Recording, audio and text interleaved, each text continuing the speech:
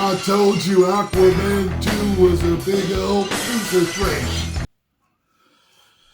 Oh boy. Aquaman 2 stinks with $40 million debut. I know it says sinks. I'm saying it stanks. Stanks. Dumb movie, man. Aquaman and the Lost Kingdom failed to make a splash. I see what you did there again. At the Christmas box office, debuting to $28 million over the weekend and an estimated $40 million through the 4-day holiday weekend. Those ticket sales were enough to top domestic charts over 3 other newcomers. Universal and Illumination's animated Migration, Sydney Sweeney and Glenn Powell's romantic comedy, Anyone But You, and A24's sports biopic, The Iron Claw, which was better than Aquaman 2. A lot better than Aquaman 2. And they should have put Chris in there. I don't care if they cut him for time. All those other reasons I heard about the one being similar to another in the passing. No. You put the full family in. And I'm pissed off as a wrestling fan that they did that. Even as good as it was. And holy, the Ric Flair casting was just like, what are you doing? But Warner Bros. And DC Studios, that rendezvous to play the game, bars Aquaman 2 has little to boast about beyond its number one spot. The sequel cost $205 million and ranks among the worst debuts of the year for a superhero movie. People asked me which would I rather watch, this or the Marvels. I would rather watch this. I'd rather watch this again than watch the Marvels again. Marvels was just boring. This was stupid. There's a difference. I can watch stupidity over more than being bored, because bored just makes you want to stop. It makes you want to leave. Makes you want to get up and walk away. This is just dumb sometimes. Like I said, if they did reshoots, and people were telling me that James Gunn is the reason why for the stupid stuff. I mean, considering the jokes from Guardians of the Galaxy series. I mean, most of the time they made me laugh though. So I don't know if he's responsible for that or not. But I don't know what they were doing. And when I sit down and I think about it, you could tell that it had 2 different tones. It was like flip-flopping between tones. So I don't know. For those of you that liked it, more power to you. It's softer than November's misfire, The Marvels, which ended its run as the lowest grossing installment in the history of Disney's Marvel Cinematic Universe. The Marvels was shocking because it was the rare MCU movie to tumble out the gate. It wasn't shocking to us. Variety. It was not shocking to us. By contrast, Aquaman and the Lost Kingdom is shaping up to be the 4th of 4 DC movies this year to crumble at the box office. Already in 2023, The Flash. I like The Flash better than I like this. I would definitely watch The Flash again over this. Shazam! Fury of the Gods. I think I would watch it over that. But they're like neck and neck. They're like neck and neck. And Blue Beetle too. Oh Lord.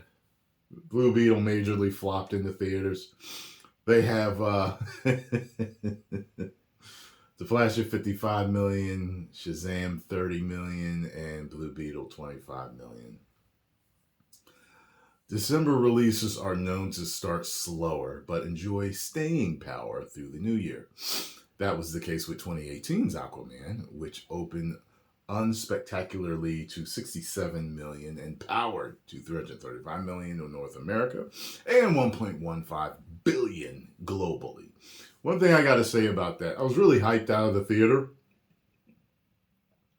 I would probably, after watching it again, I did watch it again, I would probably because I bought it in 3D. I loved it. I think I went to see it in 40X. I really enjoyed it. I think I would give it more of a 4 to a 4.5.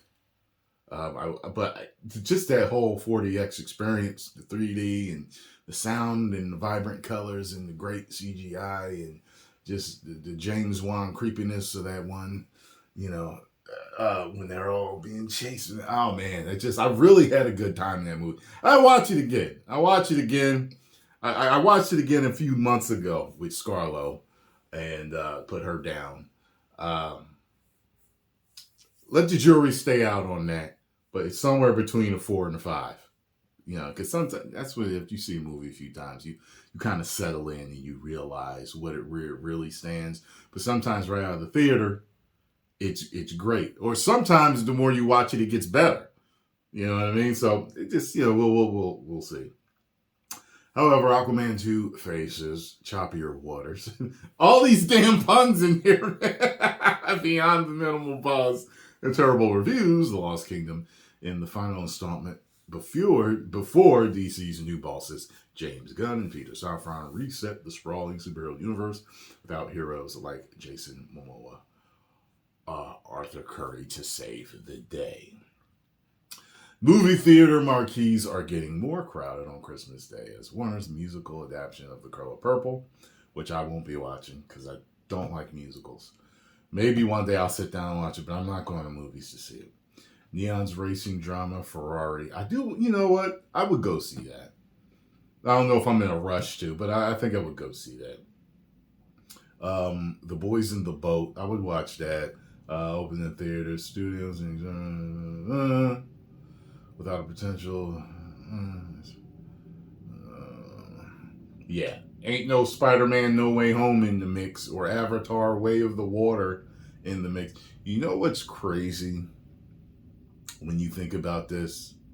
When you think about how incredible Way of the Water looks, and you're sitting there, if you're a movie guy, even if you're enthused, like I'm a movie guy, but I'm not a movie enthusiast. Like some people, they just know so much about these movies.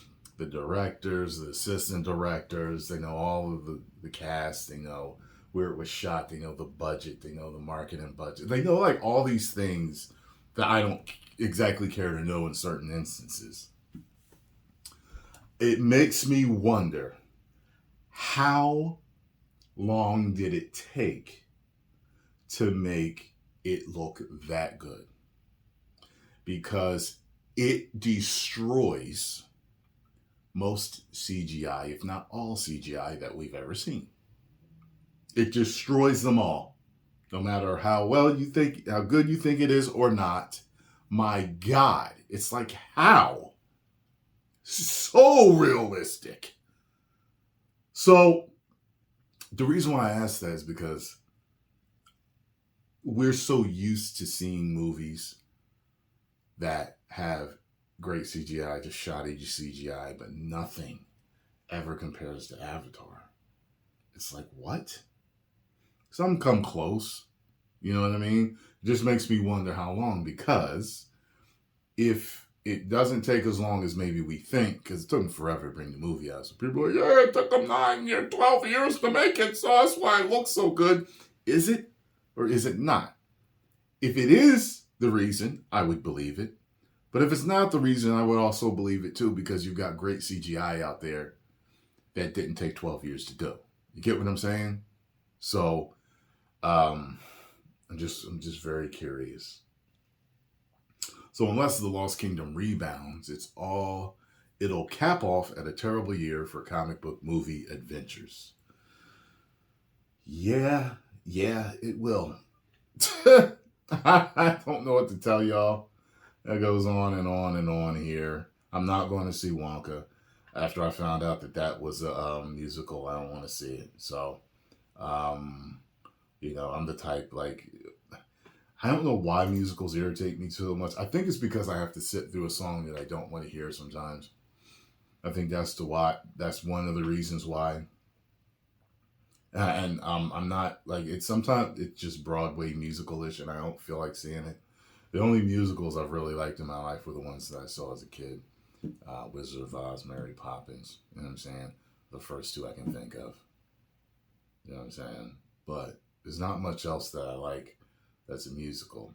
Um, and I know Disney animated films are basically musicals, you know, in themselves, and they're usually catchy. And I like most of the Disney animated movies that came out in its renaissance in the '90s. I like most of them. I think I've liked most of the Disney movies that I've seen animated. So but I gotta be in the mood for. I gotta be in the mood for musicals. I just don't think I'm going to see them. So, but post comments down below. Let me know what you all think about this news. Uh, Damn! If you enjoyed my thoughts on this, hit the like button, subscribe, and share.